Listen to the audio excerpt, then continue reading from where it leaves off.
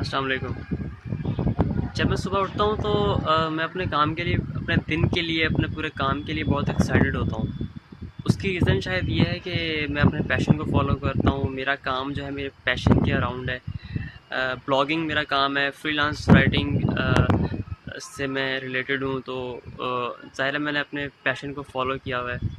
तो मैं इस वीडियो में ये कहना भी चाहता हूँ, और इस वीडियो का जो मकसद था, जो मेरे जहन में मैसेज आया था, वो ये था कि अगर आप सुबह उठ के अपने काम के लिए एक्साइटेड नहीं होते ना, तो इसका मतलब है कि कोई गड़बड़ है आपकी स्ट्रेटजी में, आपके माइंडसेट में, या आप जॉब कर रहे हैं या काम कर रहे हैं उसमें थोड़ा सा कोई है प्रॉब्लम। आपको एक्साइटेड होना चाहिए सुबह। तो अ, अगर आप नहीं हैं, कोई बात नहीं, इसमें कोई प्रॉब्लम की बात नहीं है ज़्यादा। आपको ये गौर करना है कि क्या आप अपने काम में